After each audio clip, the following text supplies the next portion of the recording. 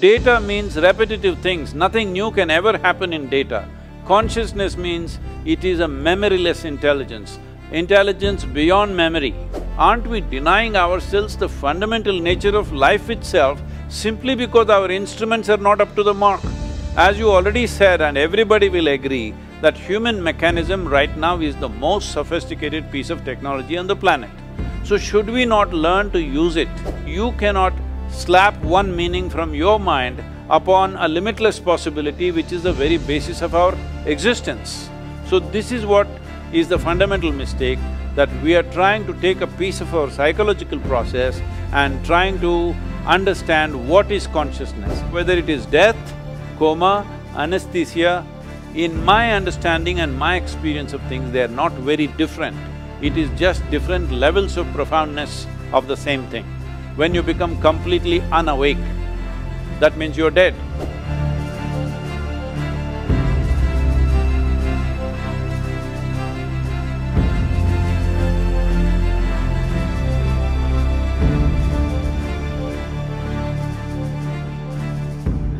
Good morning, vanakkam, namaskaram, namaste. My name is Bala Subramaniam, and here we are for a very exciting session with very interesting and also exciting personalities. So it'll be a great session, I think, and something close to my heart as well. And I want to introduce briefly about myself. I'm a neuroanesthesiologist. I work at Beth Israel Deaconess Medical Center, a Harvard teaching hospital, and I had my initial training in Puducherry, India. I did my MBBS in JIPMER, followed by anesthesiology at the All India Institute of Medical Sciences, New Delhi. Then I spent a year in UK doing critical care medicine. Then I came to Beth Israel Deaconess Medical Center. I trained at the School of Public Health. Currently, I'm also an associate professor of medicine and endowed chair at the Harvard Medical School. It is my privilege to introduce Stephen Laureys, a Belgian neurologist. He is recognized worldwide as a leading clinician and researcher in the field of neurology of consciousness. Stephen was born in Leuven, Belgium, and is married to a psychologist. They have 5 beautiful children. While specializing in neurology, he did research in parallel in pharmaceutical pain, working on pain and stroke. He moved on to functional neuroimaging for more than 2 decades now. Stephen has a full MD PhD and is a full professor. He's a founding director of Jiga Consciousness and Coma Science Group at the University of Liège. He holds several international collaborative leadership positions, editorial and reviewing activities, multiple TV shows with CNN, ABC, BBC, radio shows, acted in a movie, TED speaker, and keynote and research lectures, including the ones, notably the Nobel Forum in Stockholm. His books include The Neurology of Consciousness, and notably is The Meditation is Good for Your Brain. And I think he has recently come out with something called No Nonsense Meditation book. It's a bestseller in Netherlands and Belgium. I find him as a very impressive personality who is in his quest for consciousness scientifically, and he also is a meditator. So it is my pleasure to introduce him. Stephen? Thank you so much, Bala, for this wonderful introduction. Too flattering. All right, Stephen, you want to say why you wanted the title to be Mind and Brain? Because that's what drives me. I think as a teenager, like many, I think asking these questions about what am I doing here in this universe, these big questions. And I'm so happy that I made my job out of that terribly difficult question about what is consciousness, and then to translate that knowledge into our clinical activities as a neurologist, and in particular trying to care better for the damaged brains. But actually, the more I learn about the brain and the mind, I think the more I'm just fascinating, and I look at it with marvel, and it's incredible how much actually we ignore about the mind and the brain. Right. So, Guru, are these one and the same? Mind and brain? Well, in the yogic sciences, we do not accord the kind of significance that modern physiology accords to the brain. We see brain just as body. It is just body, it is one more aspect of the body. But mind, or what we are referring to as mind, the English word mind is not specific, it's kind of too general. Normally, we identify four parts to what we now talking about as mind. The moment you use the English language, you kind of speaking, when it comes to anything internal, we are talking in more generalities, not specific. So if you want specifics, well, we identify something called as buddhi, which is the intellect, which I feel largely in modern societies, they are considering intellect as mind. Essentially, I'm not saying this with any prejudice because I'm talking in terms of where these things have evolved. The European culture has recognized intellect as mind. In the yogic sciences, we see intellect only as an instrument of survival, which functions on the basis of the limited data that we have gathered through our sensory perceptions. Intellect is quite a useless thing if you do not have data. If there is no data, intellect cannot function. So intellect is very much like why today your phone has an intellect of its own. Yes, it has data and it can use it. If it doesn't yet have, I don't know what… you're shaking your head, Stephen, I think you're using a bad phone.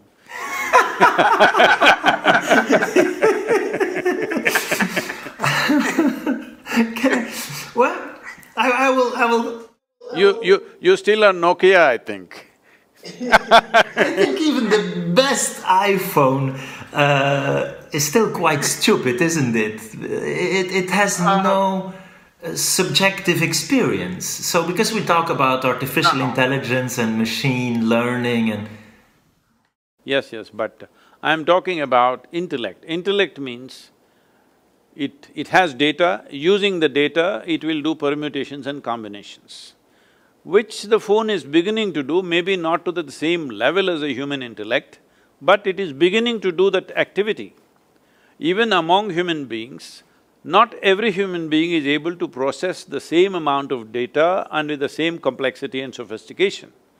So, well, you have the brain of a monk, but you must also have a brain of a politician, and then you would know what I'm talking about. It's classified. But… No, these days they are smart, it's not like old times, okay? So, I'm saying this intellectual process is being generally spoken of as mind. That's not how we look at it. We see intellect is called buddhi, which is essentially functioning out of limited data that it has gathered. Largely conscious data. Sometimes it accesses data which is not very conscious, but largely it functions only out of conscious data. You will see if somebody is having little trouble remembering something, suddenly intellect goes helpless for a period of time. I can't remember this means there is nothing I can do about it. Though unconsciously that memory is still there, just because you are not able to retrieve it, intellect feels helpless for that little bit of time. So this is called as buddhi. The next dimension of intelligence, or I'm using the word intelligence instead of mind so that there is a distinction in language. The next dimension of intelligence is referred to as ahankara. This means, there are many ways to look at it, people usually say it's ego, but essentially it's identity. Because the way you are identified, that is the way your intellect will function. Now if you say, I belong to this nation, your intellect will function just to protect that identity.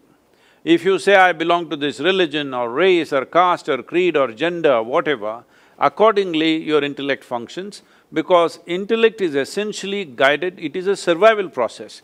If you identify with something, intellect will consciously, constantly go around that, trying to protect that identity. So, in the yogic system, we consider the ahankara or the identity that you take on far more important than the nature of the intellect itself, because intellect is a slave of the identity that you have taken. Once you take a certain identity, intellect will function in a specific way, only towards that. And what is right for you, what is wrong for you, everything is dependent upon how you're identified.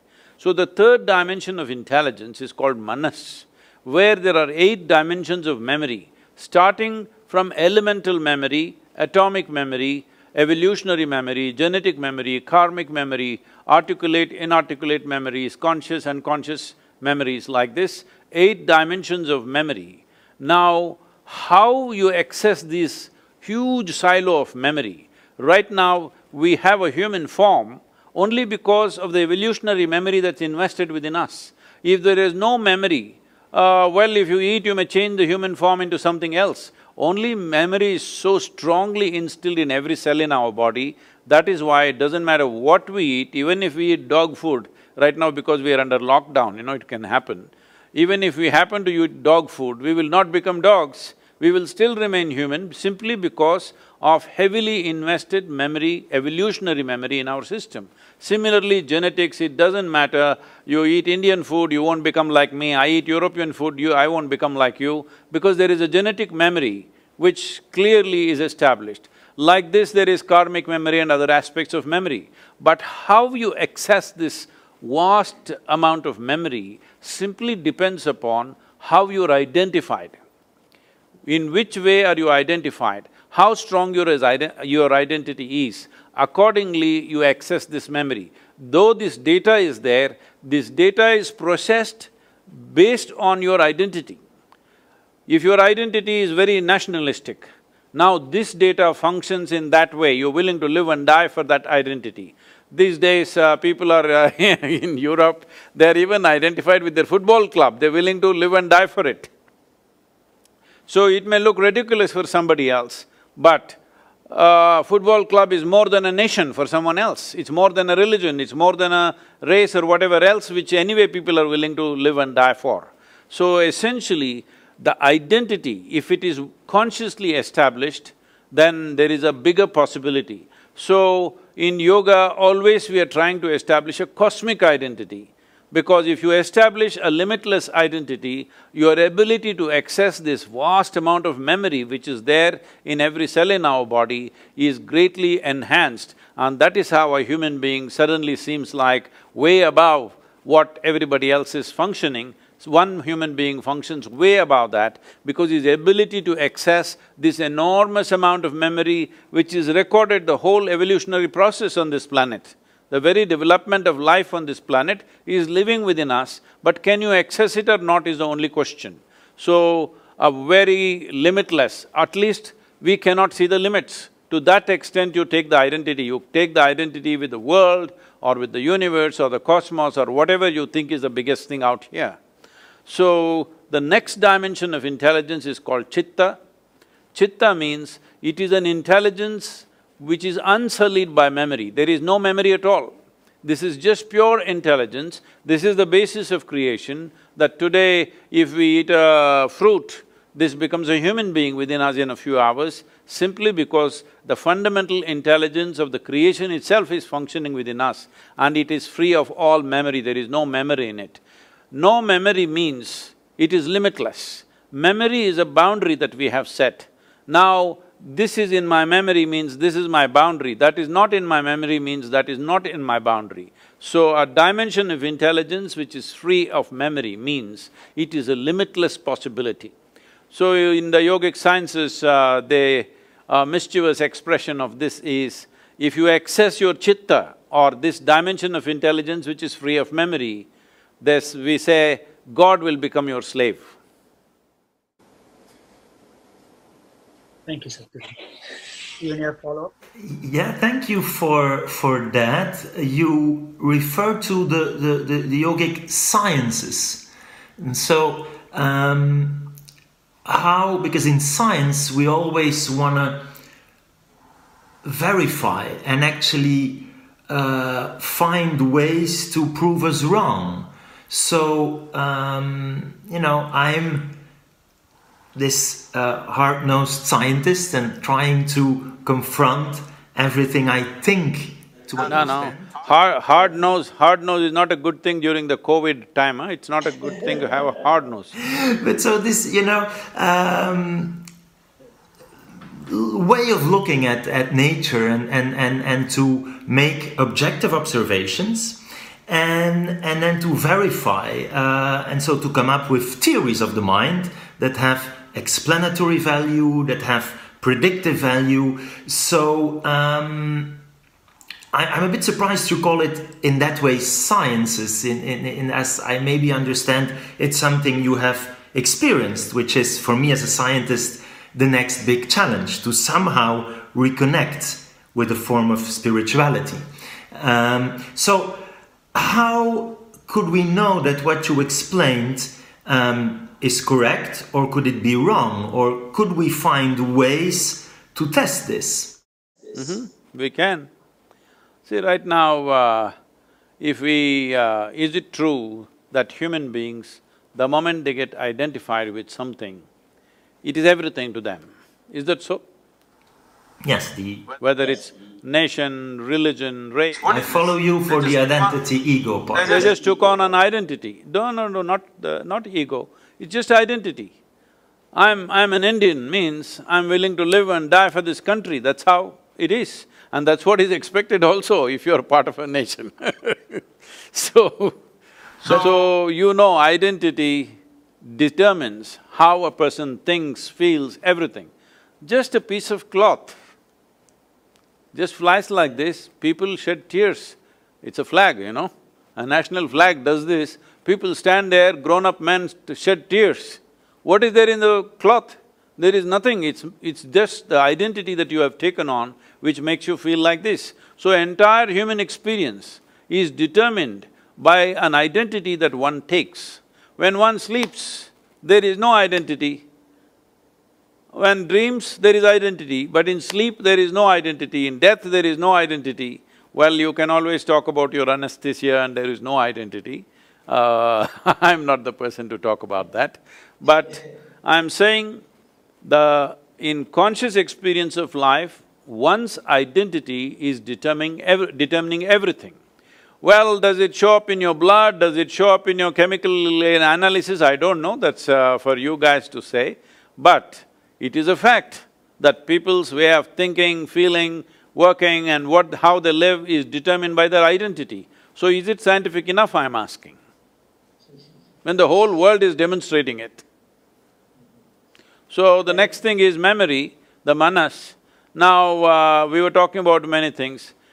Stephen, do you remember how your great-great-great, 10 generations ago, how your great-grandfather looked like? Do you remember?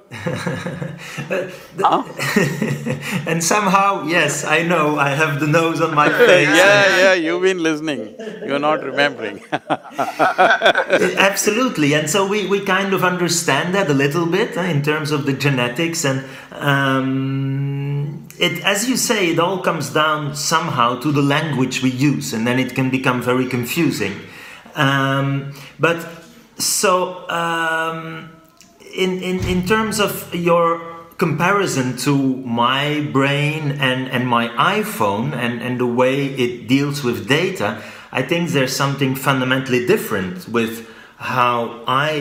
No, it is a question of lack of complexity and sophistication when it comes to the iPhone. It is not as sophisticated and complex as your intellect. I did not use the word brain, I said your intellect. The difference between the iPhone and the data processing and us having feelings, right? My iPhone is not… No, that's not what I said. I said between your intellect, see this is the problem. Right now, English language is using the word mind in a very general term. Now if you go more specific, in this mind, there is intellect, there is identity, there is a huge volume of memory, and there is a dimension called chitta. Right now I don't want to call consciousness because the word consciousness needs some cleaning. It's kind of absorbed all kinds of stuff in the, in the medical lexicon. So we will leave that aside. These three together or these four together, you're calling it as mind. But if you look at the intellectual process alone, that and your iPhone are not fundamentally different, but very different in terms of sophistication and complexity. Very, very different, another world altogether. So, I'm very excited about the brain. It's my favorite organ. That one you have on the table or? That one I have up there. Not on the table. Because… No, because that seems to have more grey matter, that's why I asked you. That is maybe true, because this is the brain of a experienced meditator and I'm just an amateur. But these brains are important, of course, right? And there's other organs that I like, but without this one, it's less fun. So also when we talk about organ transplantation, and by the way, are you an organ donor? I told you I gave away my brain long time ago. I also gave away my heart. No, but seriously, it's because you have so many followers. So, we redefine death and we now have brain death criteria, and there's, lives that can be saved thanks to organ donation. So, are you okay to, after death, give your organs? I'm not right now planning to die so soon, so let's see when it comes, huh? By the time I die, at least my brains, I would have used it up fully. Stephen, I thought I will… sorry, go ahead, Stephen. No. So I think that the example of transplantation is of course interesting in a sense that it shows kind of the importance of the brain, right? Because you can replace nearly every organ, and we can now indeed even replace the heart, and it would still fundamentally not change the way you think and feel and perceive emotions. But of course, for the brain, it's different. So there is something special about this organ, and there we shouldn't be too arrogant when it comes to the big question of consciousness and explaining thoughts and perception and emotions. We just have a terribly hard time to go from something material, that is this brain, and to this very first-person subjective experience. So there, for you, I understand that the brain is not the whole story, right? If I'm correct, and that there's… I generally think through my whole body, really. And that is true. That is why I can do 2 dozen things at the same time and don't feel any stress, because I use every cell in my body. Okay. Because what you're referring to as intelligence, essentially, in most people's experience, I'm not somebody who's propounding this, but in most people's experience, a certain combination of memory and intelligence is what they're calling as mind, isn't it? Yes, it's difficult because we're talking about definitions, but yes. So, tell me, in every cell in your body, there's much more memory than it's there in your brain. And the number of complex functions that every cell in your body is functioning, you can never figure it out in your brain. The amount of chemical reactions that are happening across, not necessarily managed by your brain, it's happening of its own nature. So, when they're able to do so much, there is an intelligence. So in yoga, we don't say mind is here or there. We say there is a mental body. As there is a physical body, there is a mental body. There is a whole scape of memory and intelligence spread across the system. But now I believe, we've always given a lot of significance to this, but I understand now these days doctors are saying there is quite a bit of brain in the stomach. Am I right? Yes. What do they call this, Bala? What do they call that? I heard that… The second brain, some call it, and so indeed we have a lot of these nerve cells in our gut. Yet if I have to choose between losing those or those nerve cells, I think I rather have the brain. And I think again we can transplant your gut and it wouldn't really fundamentally change who and what you are. Sure about the transplantation. Sorry? I'm not so sure about the gut transplantation. It's not so widely done. No, of course, but I agree. Brain, there is no transplantation. You anesthetize them. You can change the activity of that autonomous system, and the impact would be very different, right? Than whether you change the activity of those brain cells. So I think we all agree that the brain is something important, right? And no question about that. There's no question about whether brain is important or not. But brain is important and it's functional only because of the connectivity to the rest of the body with the neurological system. Suppose you cut something in your spine, then the brain cannot function by itself and it's meaningless what it does, only because it's connected. So how yoga sees brain is not as an organ per se, it is part of the neurological system. It's like one big knot where more is happening in one place than the rest of the places. But it doesn't mean it is not happening in the rest of the place. So that's why I said, I think through my body. This is why even if you're doing 24 things at the same time, you don't have any level of stress because it is like, if you're just thinking just here, what it means is, you bought a car with 4 wheels, but you drive it on 1 wheel all the time. Obviously, one will wear out very quickly and there's too much stress. Every time people have to do something, simple things, if they have to decide what clothes to wear, where to go, what to do, they get so stressed on a daily basis because they're using just one dimension of their intelligence, not exercising other dimensions of their intelligence. And that you can train through yoga is… Oh, definitely, yes. And I'm, as I said, struggling to understand consciousness, and again, we shouldn't be too arrogant. It's to me one of the big mysteries for science to solve, right? With this objective scientific method. Some would even say it's impossible and we will never be able with our limited mind to understand the mind, but I'm naively optimistic. But it is true that, as you said repeatedly, maybe we should be more emphasizing the experience, right? And that is why I'm listening to these athletes of the mind and these traditions, being your tradition or Buddhism or…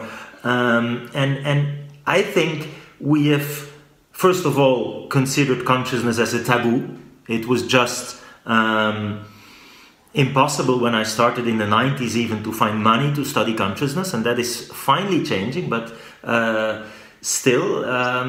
And next, maybe now we're too excited because we have these machines, functional MRI, and we can, 3D print brains and look at how parts of the brain light up and so on and so forth. But maybe we ignore a little bit too much the phenomenology. So when I have these Buddhist monks in my machine and they talk about these different levels of consciousness, and you just mentioned something like pure consciousness or intelligence, for me it's very, very difficult because I never had that experience, right?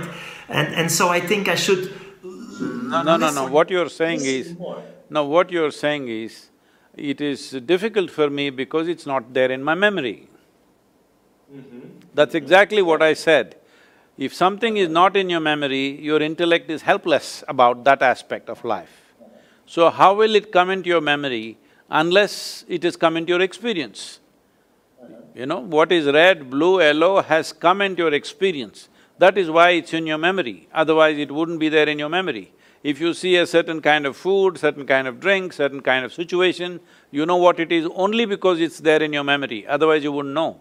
So right now, something that is not yet in your memory, you are trying to sort it out in your intellect. That's never going to happen. It is not that you will never be able to figure this, that's not the point. You will never be able to figure it with the kind of instruments that you're using right now. First instrument that you're using is intellect, and all other instruments, whatever scientific stuff in your lab, this is all products of intellect. They all function only from data. So data means repetitive things, nothing new can ever happen in data. Consciousness means it is a memoryless intelligence, intelligence beyond memory. Unfortunately, because of the type of modern education that we have, we are making people misunderstand that memory is intelligence. You know, if you read a textbook and keep it in your gut and you go to the examination hall and puke it on the paper, you will be first rank, all right? Simply because you have memory. So memory is being misunderstood as intelligence. But intelligence doesn't need memory, intelligence functions of its own accord. Intelligence can generate memory, intelligence can store memory, but it is not the basis of memory which is intelligence. Intelligence is the basis of memory. Memory is not the basis of intelligence.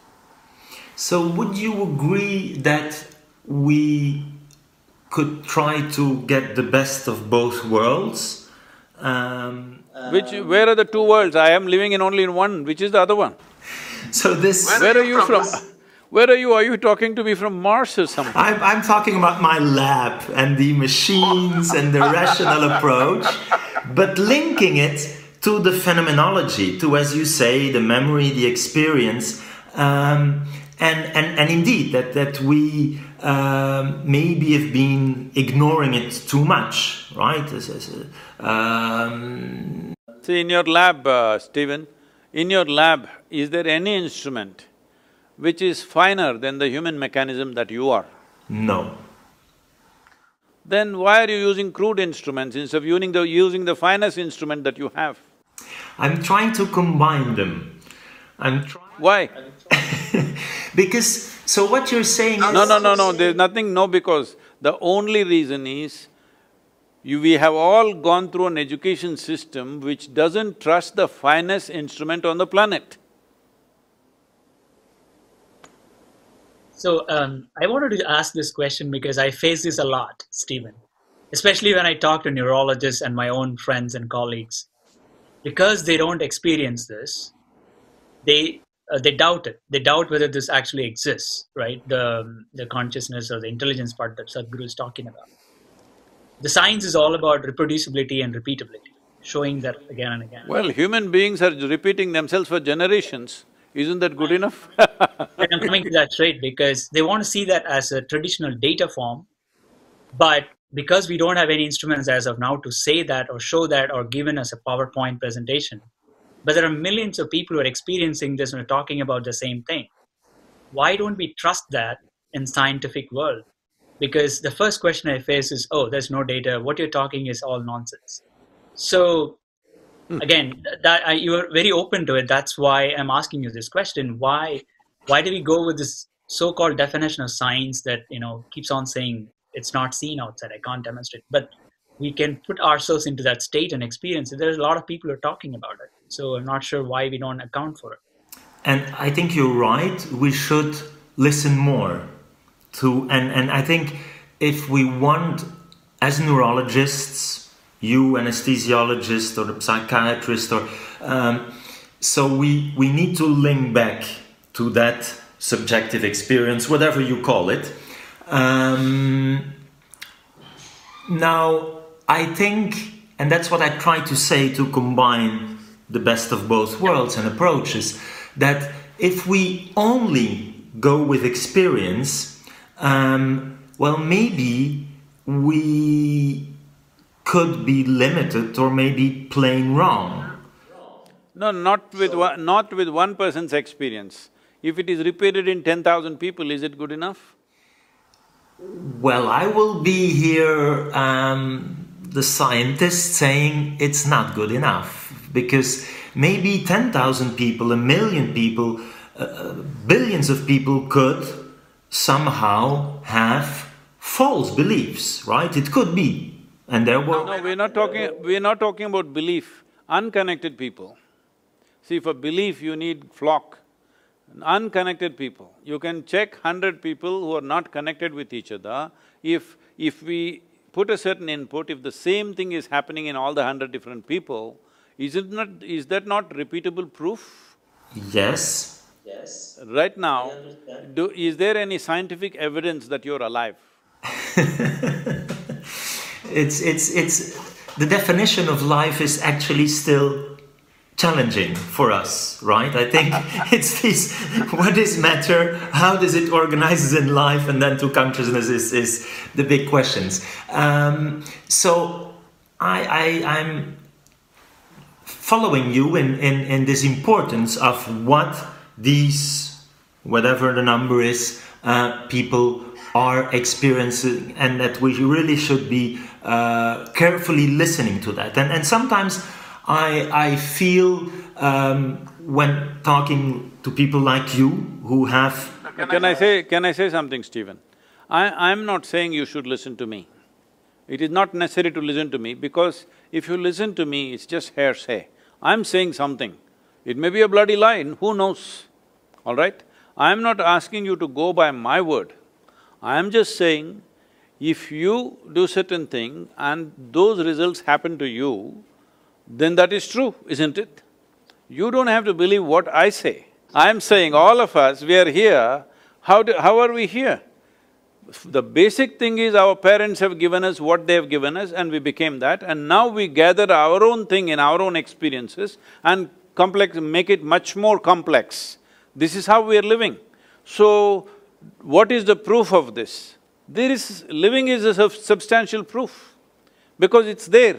It's been repeated for million generations, so it can't be questioned.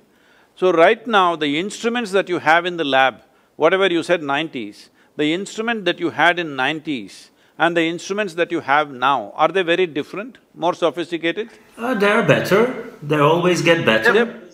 They're always getting better. So even today what you're using, definitely not good enough instruments, maybe in another 20 years they'll get much better.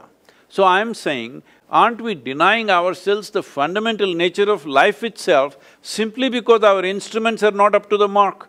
As you already said, and everybody will agree, that human mechanism right now is the most sophisticated piece of technology on the planet.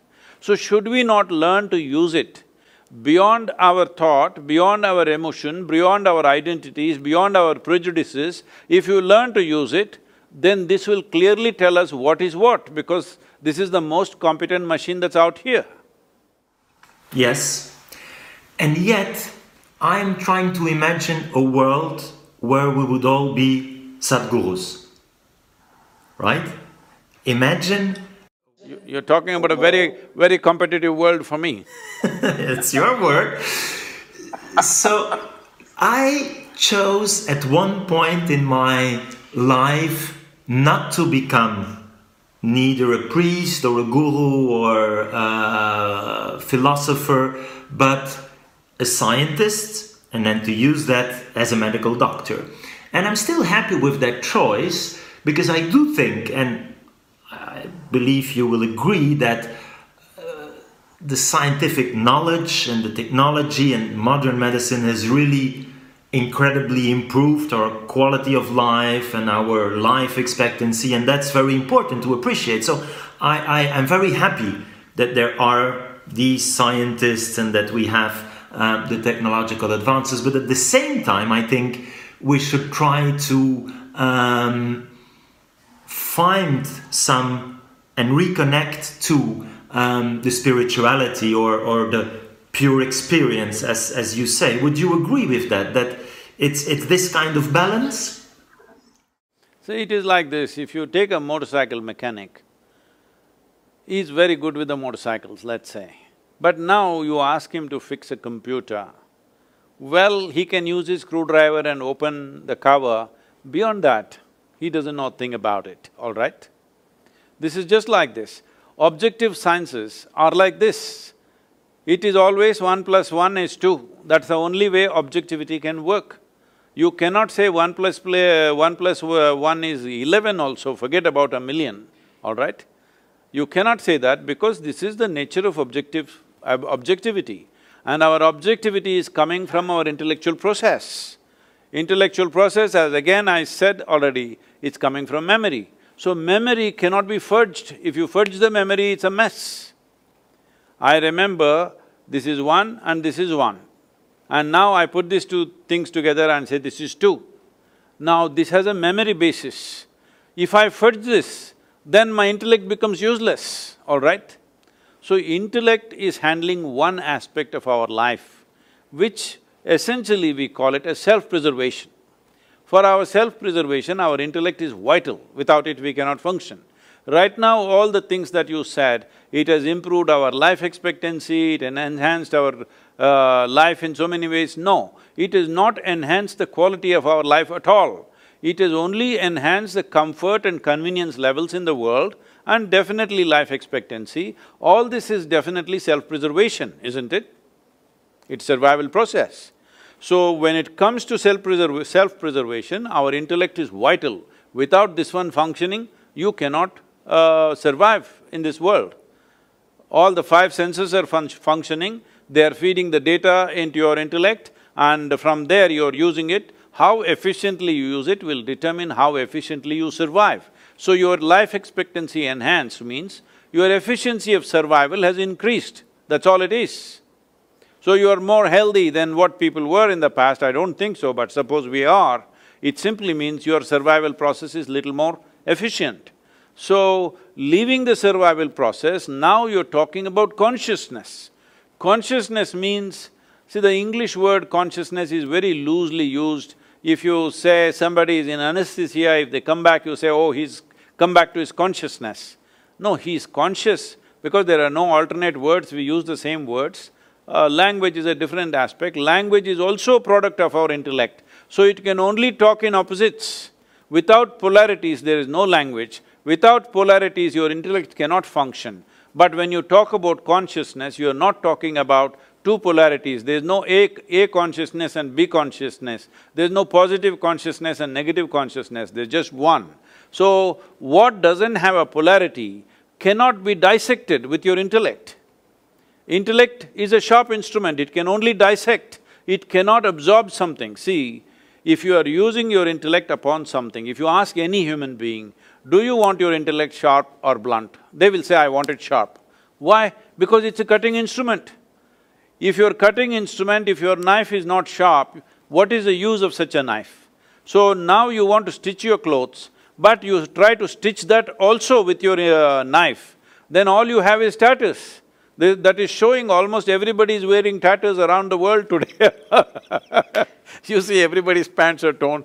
I don't know, you are… I'm not seeing the whole of you. That's very good. If you are blue denims, it'll be torn. So, you're using your intellect to handle a subjective dimension of life. That's never going to happen. Simply because you're using a telescope to look at the virus, it's not going to work. Okay. So Stephen, while you're here thinking about it, I thought I'll bring in a relevant point because you have remarked in some of your lectures that we made a historical mistake by calling consciousness as a binary term, right? Yes or no. And then with your experiments and also your attempts to recover patients in coma, with the instruments that you've had, now you've recorded at least 4 or 5 distinct states of consciousness, or wakefulness, you want to call that. The Sadhguru is saying consciousness is one.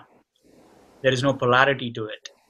So how do you reconcile these? So again, the term comes back to consciousness term, just call it wakefulness or whatever. You are in all these guideline committees. You're like the president of many of these committees. Can we even change that as just wakefulness and leave it there? Because you're so… So we're… Thank you for that question, Bala. We are definitely struggling, and I think we have no definition of consciousness that we all agree upon. What we try to work on are somehow practical measures that, well, you and I as clinicians, when we say the patient is unconscious, what do we mean, what is the language we speak, and we will there reduce this complexity to, first of all, wakefulness, the first dimension, and that's what you see and what we all experience when we fall asleep. When you make them fall asleep during anesthesia, they somehow seem to lose awareness of their environment and then their self. During sleep, there is already this notorious exception when we dream, and I think that's fascinating. And there's lucid dreaming and illustrating the challenge for us as observers saying meaningful things about awareness in another person. And then these patients, as you say, in coma, who can no longer be awakened, and that's simply looked at from the outside as looking at eye-opening. They will never open the eyes even when we stimulate them, and then observing their behavior, which is then reduced to reflexes. But it's true that when you think about it,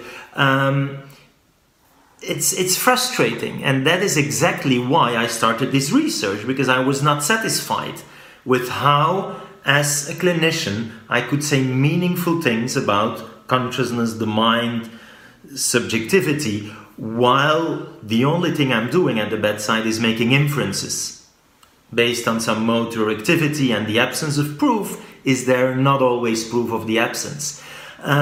So to me, it seemed a historical error that we had this black and white view, that the patients we see with severe brain damage were or conscious or not. And now we see all these more nuanced states, like you can be more or less awake, you can be more or less awake, and we describe these very strange conditions where patients survive, eyes open but completely unaware, that we called vegetative state. We now call them unresponsive wakefulness, and then some of these are minimally conscious, which again is very frustrating because you can't communicate with them, but you know that sometimes they have, very probably, when we look with these brain imaging techniques, functioning brain, and hence a functioning mind that can perceive emotions, including pain. And so I'm trying to be a little bit more precise about what we consider as awareness of the environment, of the self, and how we can link it to brain networks, which is what we try to do with this global neuronal workspace in the front and the back, and trying to capture it by all possible means to help clinicians reduce the uncertainty and have prognostic value. But it's still a tremendous challenge to go from there, and they're still, I think, descriptive, and they have a big practical value, but I am not satisfied in terms of the explanatory power, because they're truly to explain how we're having this wonderful discussion. And I'm thinking that I know for sure some things in my mind now, but how this happens to me is still a big challenge. And as you know, we also listened to patients who had a coma, and we thought they were fully unconscious, but afterwards they tell us they had these wonderful experiences called near-death experiences. Very, very intense, very, very positive, often, but not always, seeing themselves from the outside, this notion of light. And for some, this is proof of life after death. I think it's a challenge because death is still a big, big barrier for science to study. But all of that somehow makes me more humble and look at everything with a little bit more of the amazement from, well, despite all my theoretical knowledge, I'm not able to explain this. And will we ever? Well, there to me, it seems very interesting that the scientific community links to this community of what I would call the athletes of the mind, right? And that's also why I myself try to do meditation, so that I maybe can experience this a little bit better. And maybe we can compare it, Bala and Sadhguru, to my initial area of research was sleep and dreaming. And I dream a lot. And then to me, it's easier to connect. But my supervisor at the time very rarely remembered his dreams. And so his approach was very different. And so imagine that I would have no dream, never. How could I, even with the best possible theoretical knowledge, understand dreams? It's, I think, important that we have the experience and the memory, as Sadhguru said, to really get to an understanding. Or imagine I would be a scientist looking at color vision, that me myself would only see in black and white. So even the most perfect understanding of color from a theoretical perspective in this colorblind scientist, wouldn't it be different the day I would truly see in color? So that's the kind of frustration I have when talking with big experts who have, I don't know how many 10,000s of hours of meditation, and I know you're a very expert meditation yourself, and I'm just this little athlete, right? Trying to understand what you mean when you're talking about all these different states and nuances. And so you're right, I see consciousness not even less black or white or on this gray scale, but rather all the colors of the rainbow. And it's so multidimensional that it's very difficult for us to collapse it, to reduce it, and to grasp the holiness of the experience. If I can say something, can I? Sure, sir, please. See, Stephen, as we sit here, this is my body, that is your body, distinctly established. Right now, it is 100% like this. I don't know what you're drinking, I can't see, but whatever you're drinking, what's in the cup is not you. The moment you drink it, after some time it becomes you. This is happening right now. So, though what you think is your body and what I think is my body is just a piece of this planet, right now it is distinctly clear, this is my body, that is your body, 100%. This is my mind and that is your mind, these are my emotions and those are your emotions, these are my experiences, those are your experiences. But there is no such thing as my consciousness and your consciousness. This is a living consciousness. We blew our own bubble. I'm sure you have that little wonderful boy who came on the screen, I'm sure he's blowing soap bubbles at you sometime.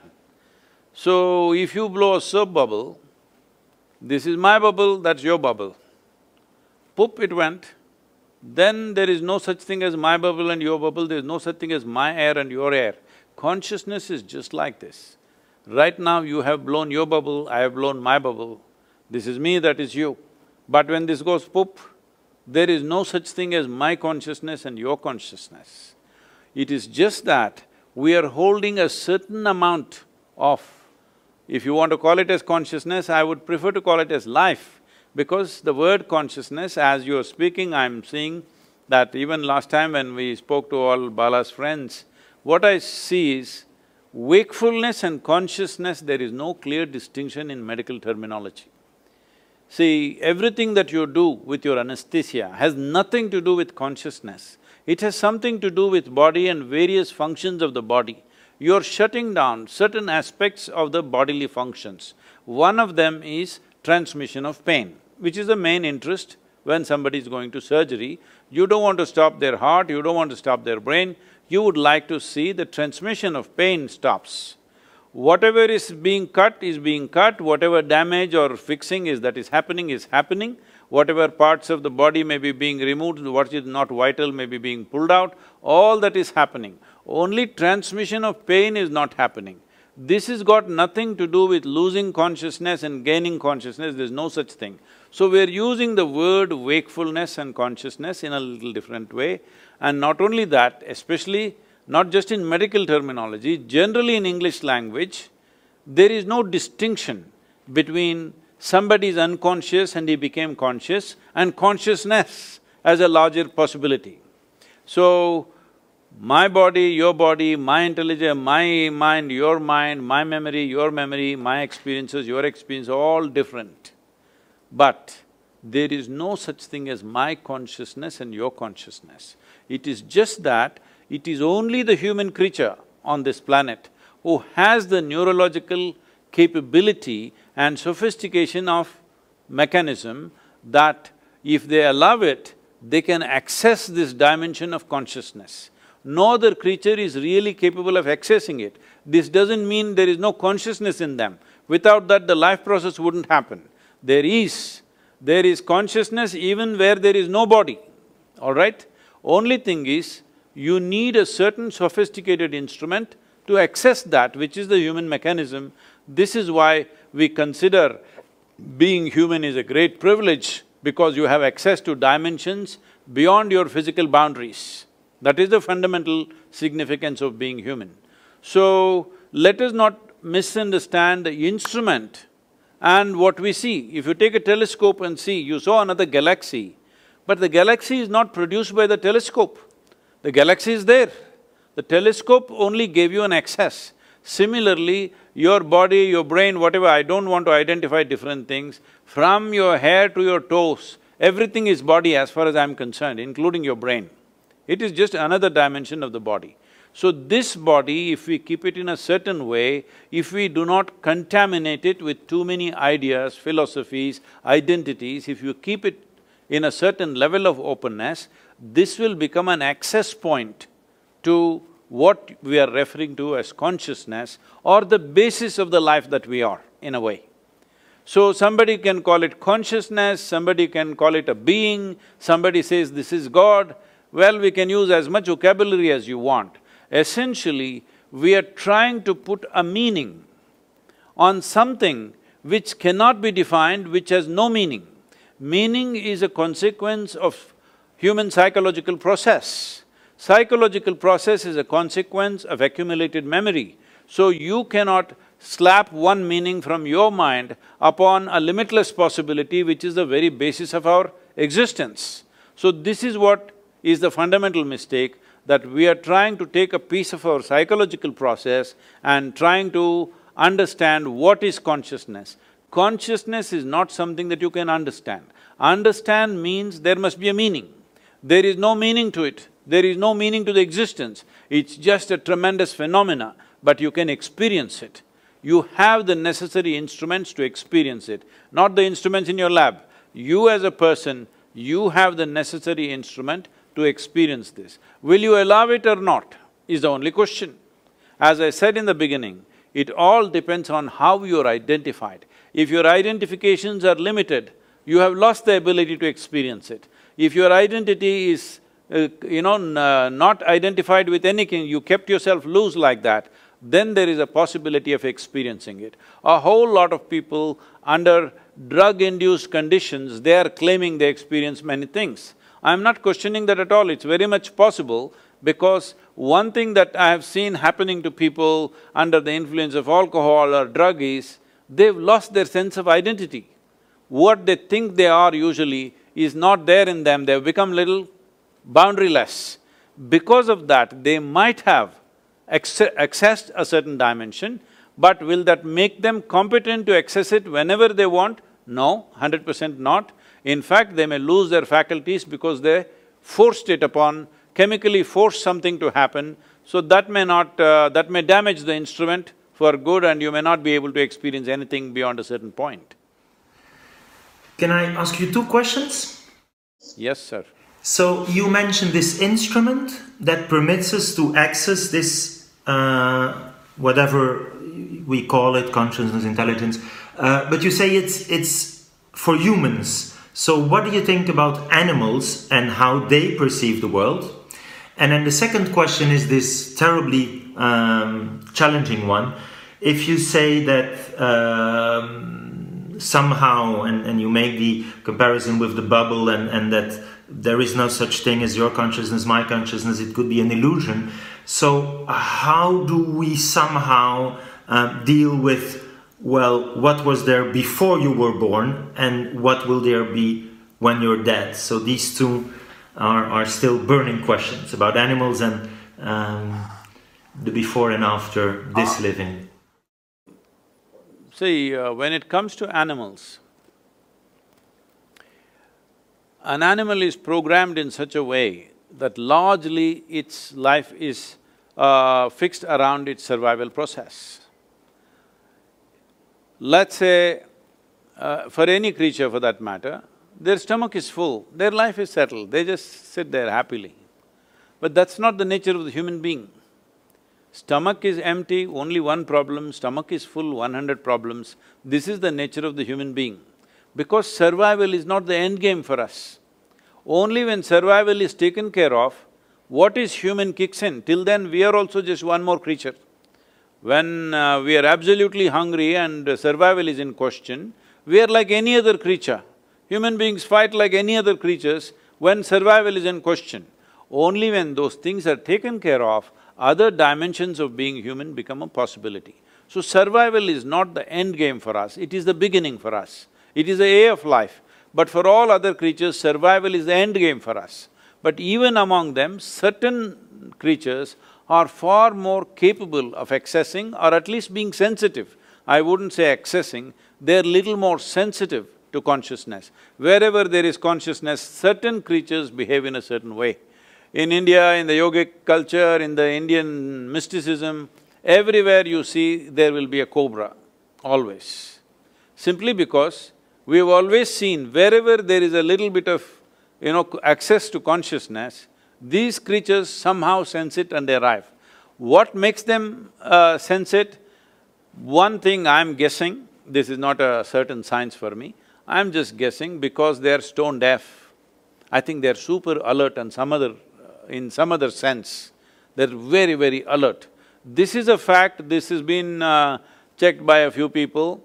See, for example, a cobra in southern India, it has no ears at all, no hearing mechanism, so it has got the whole body to the ground and literally ear to the ground, So, if there is going to be an earthquake in California, which is literally 12 hours away, that means almost on the opposite side of the planet, if there is going to be an earthquake in the next 2 days or 3 days, this cobra will start behaving in a certain way. If you observe it carefully, if you have mastered that observation sufficiently, you can clearly tell that there is going to be an earthquake in approximately this kind of latitude. There are people who can do that. By simply observing the serpent, how it behaves, they say, there is going to be this kind of movement in some part of the planet.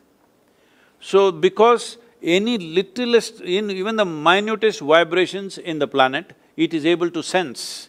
So, because of this, it has a certain awareness or rather sensitivity to certain vibrations. Probably when somebody accesses what we are referring to as consciousness, the other vibrations which are normally everybody's throwing out on a day-to-day basis, their physical stuff, their psychological stuff, probably that becomes minimal. Lack of that reverberation is something that a cobra senses. If you become very meditative, well, it won't happen in Belgium because there are no cobras there, but if you are in India, if you become very meditative, you sit in a forest and become meditative, cobras will gather in front of you. They will come and sit there as if they're waiting for you. This is my personal experience any number of times, and this will be vouched for by any number of yogis in the tradition always, because they're able to sense that lack of vibration in the person. When the vibrations become very minimal or very fine, somehow they're drawn to that. I feel, for a variety of reasons, because in my experience, I don't want to go into the detail now, but in my experience, all venomous creatures, those which create venom in their system, all of them are able to sense this. Probably, I'm just doing guesswork here, it's just guesswork. See, some creature generates venom within itself as an evolutionary process, probably because in some way his physical features and things are such that without a deadly venom, he wouldn't have survived. He is constantly threatened. So, because he's feeling so threatened, it's also true in human beings. Those who are feeling always threatened, they will carry a lot of venom within themselves. So, looking at human behavior, I'm just guessing, maybe in the evolutionary process, because They don't have limbs, let us say the snakes don't have limbs, they don't have the same capabilities that other creatures have, so they might have developed venom over a period of time because otherwise they wouldn't have survived, otherwise they wouldn't have got food to eat, everything around them moves faster, but still they manage to hunt and live only because of the venom that they carry. All venomous creatures, I've noticed this with bees, the honeybees, the way they behave around me, many times I've noticed is very strange. In the beginning when it happened, I couldn't believe how these insects seem to be sensing something which nobody else, human beings don't know most of the time, but they're able to see it. I've generally noticed this with all venomous creatures because to generate that venom, there is some special process going on within them. From what I hear from other scientists and people who are working in the field, they're saying venom is one of the most complex proteins that are produced on the planet, and today for various neurological ailments, the experiments are going on how venom could be a solution in the future because, in my personal experience, consuming venom has done miracles to me in terms of rejuvenating my body and doing things with myself in so many different ways. If you are… I don't know if you and Bala are not aware of this, there are certain type of yogis who always carry these mountain scorpions which are almost like 9 inches long in a box. Once in a way, they will decide when, they will take a sting from the scorpion, your whole neurological system will jangle, it'll go for 24 hours to 48 hours. It won't let you sleep, it will just keep you up, and between pain and pleasure, there is very little distinction. Once the neurological system gets tangled, like jangled in a certain way, you can make it into pain, you can make it into pleasure consciously. So they will cry, they will laugh, they will cry, they will laugh, they will go through this for whole 24 to 48 hours because they are using the venom to just shake up the whole neurological system. So having said that, somewhere certain creatures have little more access to these things. They may not have access to consciousness, but where there is access to consciousness, they're able to sense that. In my understanding, or I would rather say my presumption, is that they're able to mark out those creatures or those bodies who are least amount of reverberations in them. Where there is least amount of reverberation is like a little bit of a vacuum for them, so they are drawn towards that, and at the same time they will not harm that, that kind of reverberation because they feel very passive. Like, I don't know, right now in the video as I was watching it, there is a video where I'm holding a king cobra, not by the head, but in the body. It is not a pet cobra or something. We've just caught it 2-3 days before that is being filmed there. And king cobra, if it bites you, you have 6 to 8 minutes to live, that's it. It has enough venom to kill an elephant, but it will not bite. It all depends, if you show a little anxiety, it'll bite you. If you are just absolutely calm, it will not touch you because it's going by the reverb that you generate. So, having said that, this consciousness as a dimension, let's call it a dimension, let's not call it as an experience of wakefulness and sleep, different levels of wakefulness. Well, even when you're awake, not everybody is awake to the same extent, isn't it? Suppose you're teaching in a university, right? Do you find all the students awake at to the same level? When I teach, yes, hyper-vigilant. He actually uses that analogy in his lectures. What? He goes to lecture and he uses that analogy where he picks his participants in a lecture and he analyzes and tells them, you're not this much awake and you're this much awake and alert to then his own So, no two human beings are awake to the same extent. So this whole dimension, if we change the terminology a little bit, probably it will fall into a little better place of understanding, maybe not entirely, but little better. That is, right now when we talk about anesthesia or even coma for that matter, they may be very similar, I don't know medically how you differentiate between the two. Essentially, bodily functions have dropped step by step. In one person, a certain number of functions might have dropped, in another person it might have dropped further, And I would take it further, even what you call as death is just further drop in the bodily functions. So whether it is death, coma, anesthesia, in my understanding and my experience of things, they are not very different. It is just different levels of profoundness of the same thing. When you become completely unawake, that means you're dead. You're little bit awake means you're in coma. You're little more awake means you're under the influence of anesthesia. Little more awake means you just had a drink. Your experience, but you have not yet died. Let's not go into that now. We'll go into it some other day because are you in Brussels? Yes, close to Brussels. Okay, so unless you serve me French fries, I'm not going to talk all those things to you right now. I will offer you French fries and Belgian chocolate. Well, about when you said before being born and after the death process has happened, see, death is a social thing. It is not existentially right to say death, because a certain life, like we were talking about bubbles as an analogy, let's continue that bubble. So right now you've blown that big bubble. This bubble has a material, the soap. Depending upon the soap quality, the tenacity of the bubble and how long it lasts is determined by the type of soap and the quality of soap and whatever. So this soap or this structure for this is what we are traditionally referring to as karma. What karma means is accumulated memory which is giving us a shape and a form. So as long as this karmic memory is there, it will contain this life inside. So right now, let's say you were born as this big bubble, but this time around you really made some efforts and made this into this big bubble, possible. So suppose now, let me not take you as an example, let's say I die, okay? It's easy for me to die So if I die right now, well, I leave the body here because the body is just what we have collected from this planet, it has to go back.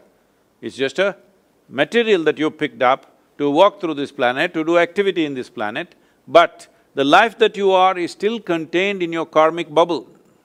Life itself is not yours. That we are referring to as consciousness or life is not yours, it is always there, but you have captured this much. Depending upon how much life you capture, see, it is not just about the data, it's not about the intelligence.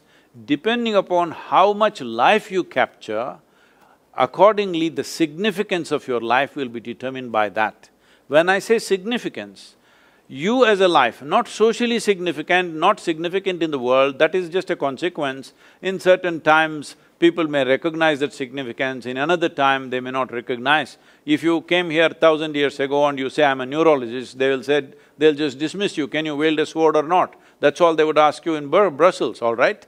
If you cannot, you're out. So I'm saying today in 21st century, you being a neurologist is important because there is a situation, it's a consequence of time. So let's not take that activity as the basis. But the profoundness of your experience is determined by how much life you have captured, how significant you feel when you sit here, not in the context of society, not with reference to somebody else, not comparing myself to somebody and saying I'm bigger than somebody, but when you simply sit here, this is why closing eyes is so important. When you close your eyes, you've shut off the world. When you sit here, what is the significance of your existence? This is determined by how much life you capture. So the entire yogic system or one important dimension of yogic system is to see how I capture more life into this one, so that if I sit here, this is a very significant life. Whether others will understand this significance, whether the significance will find expression in the world or not, these are subject to variety of outside realities. But in your experience, you are phenomenally significant because you captured such an immense possibility of life. So once this happens, now it is held together by this karmic bubble, or let us say it's a kind of a software. Most of the software may be gathered unconsciously, but it is a certain kind of software which holds this together. Even if we die, the body gets left here, discerning mind goes with the body, rest of the information, and this is already there. But now because there is no discerning mind, this bubble cannot go where it wants to go. Now, it will just go by its tendencies. It's very beautifully described. In the yogic culture, we call these tendencies as vasanas. The word vasana literally means smell. So it depends what kind of smell it has.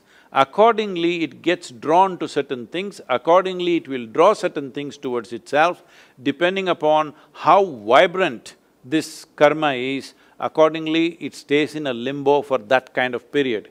If it is already become very feeble, it will try to find another form, physical form. If it is not become feeble, it exists by itself for a certain period of time. When I say period of time, when we are in the body, see right now, for you to know how long we've been sitting here, you don't have to look at your watch. You just ask your lower back, it will tell you how long you've been sitting here. Or you ask your urinary bladder, it'll tell you how long you've been sitting here. So body is keeping time. Time is a concern for us only because we have a physical body. If we did not have a physical body, we can sit here for 10,000 years, there's no problem.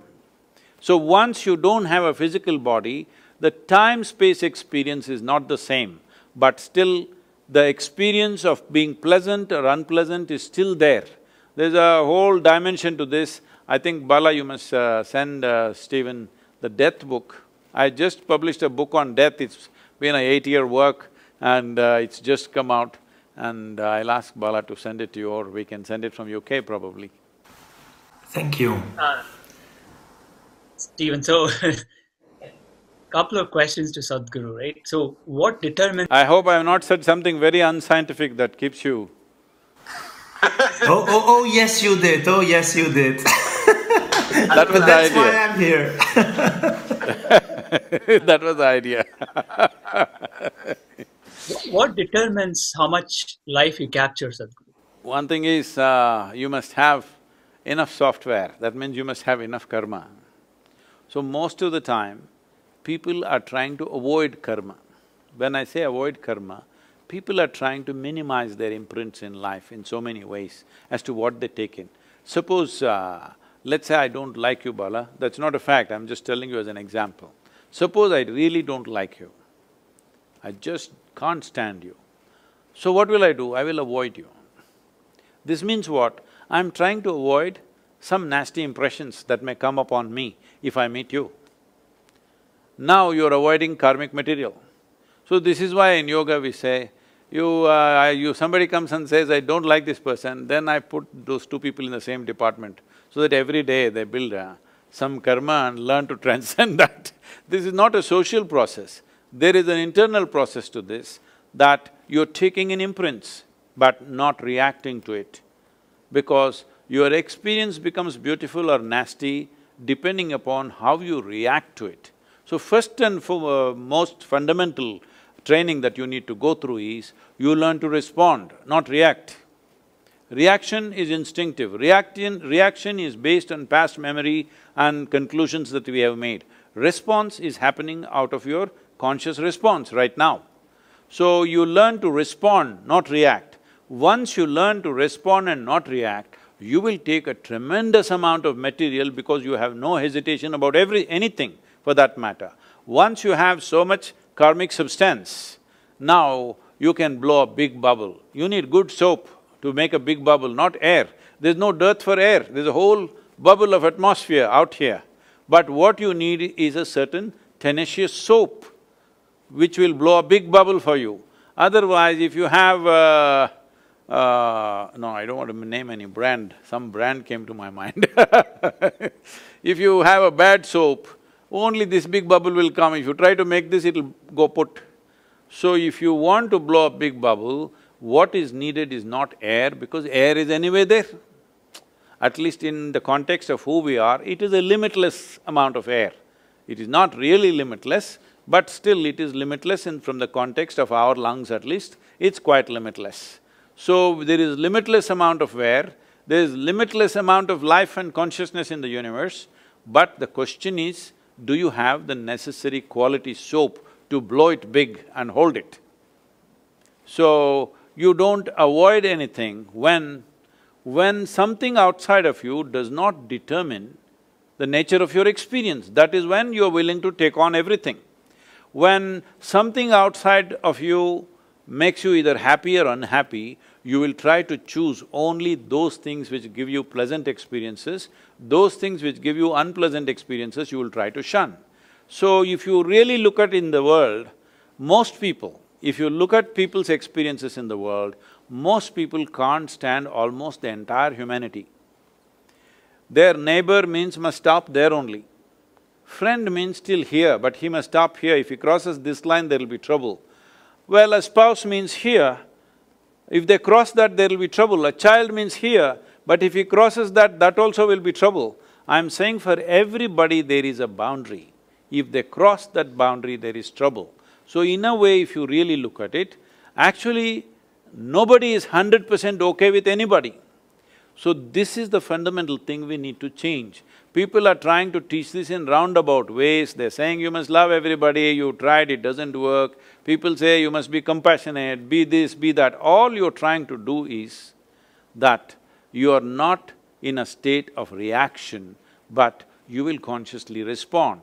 Or in other words, you want to make your experience of life so pleasant within yourself, no matter who comes, how nasty they are, it will not cause nasty experiences within you. Once you have this insurance that somebody else and something else, either a person or a situation, cannot soar the experience of who you are, only then you're truly open to every kind of experience. Now you have a super soap.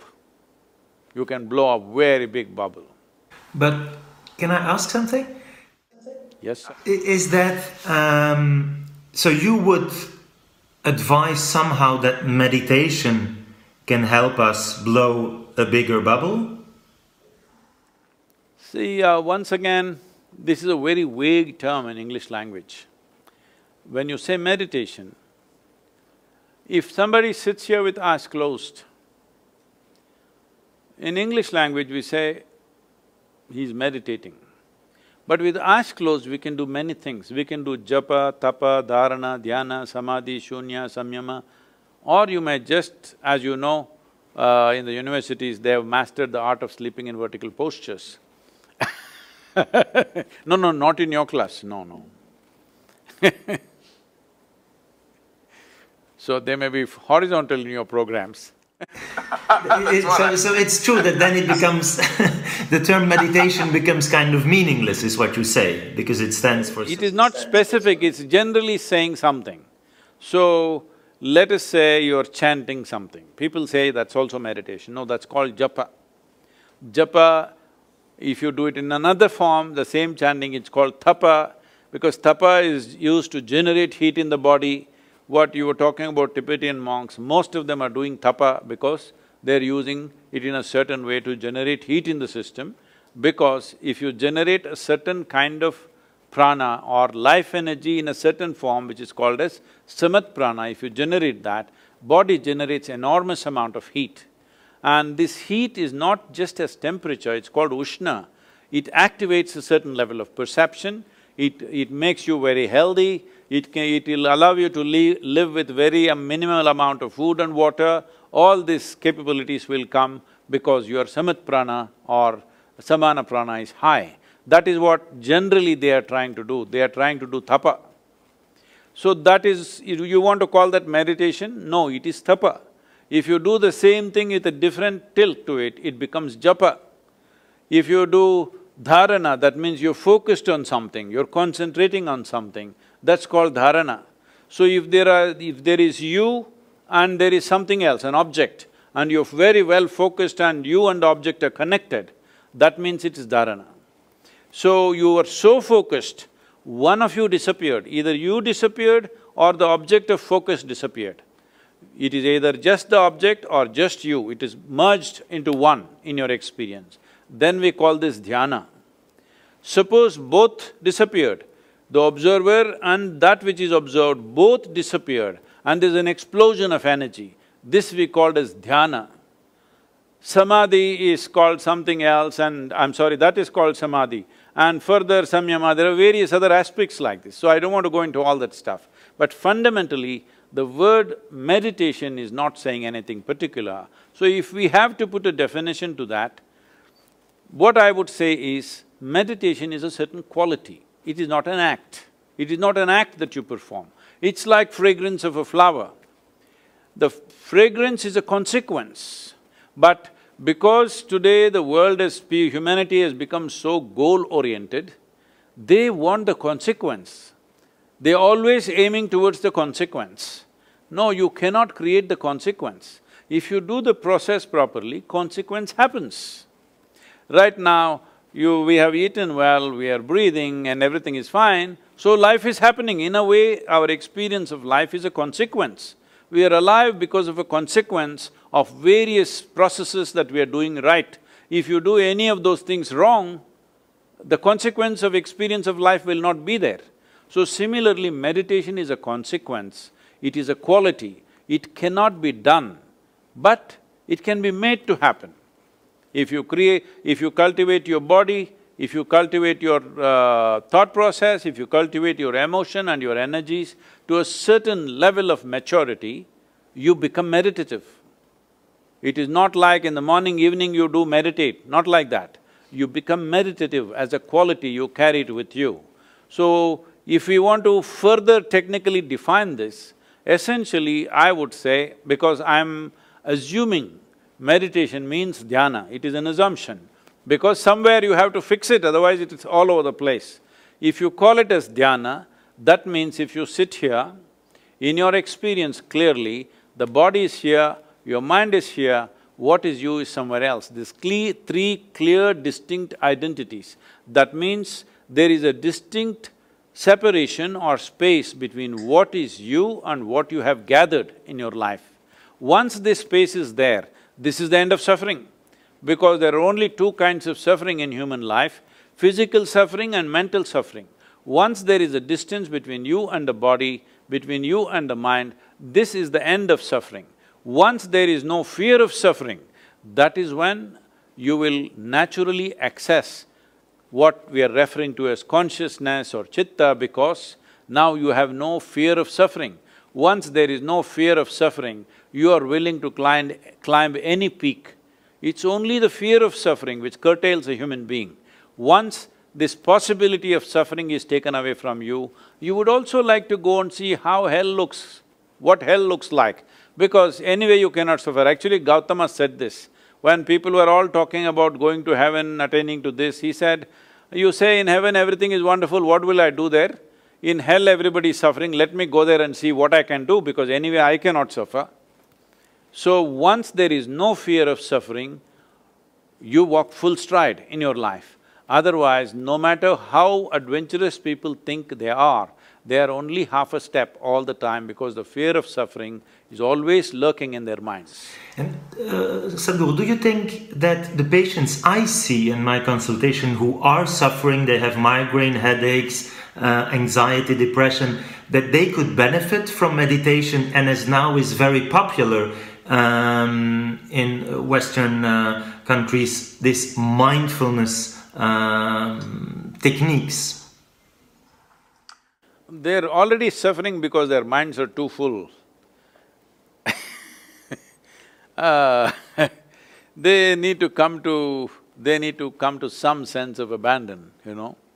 So, each person may be in different level of development, it's not like a general prescription I can make. But becoming meditative, will it help? Absolutely. But can you make them meditative in a clinic? I doubt that, because you can't suddenly make them meditative. Some people may be ready for it and it may happen. But can you make everybody meditative? A doctor can make somebody meditative with just a few instructions? No, because it will need a certain amount of induction. They have all the ingredients for it to happen, but still it doesn't happen because there's no induction. So there needs to be some charge for them to, get into that place. Somebody may be ready for japa, somebody may be ready for tapa, somebody may be ready for dhyana, dharana. This is an evaluation that has to be made for each individual. If suppose I met somebody, they are 20 years of age, I may teach them something. The same person, he practiced for 3-4 years, he was feeling great and then he gave it up for whatever reasons. Now at 40 years of age, he comes. Now I will teach him something totally different because he's not the same person anymore. He may think he is the same person, but he is not the same person anymore because everything has changed. His perception, his experiences, his accumulations, everything have changed. So accordingly, one has to do this. This is always been the traditional significance of having a live guru so that he will mix the right cocktail for you, otherwise there's no punch. Thank you. I will go do my yoga. Don't tell me now.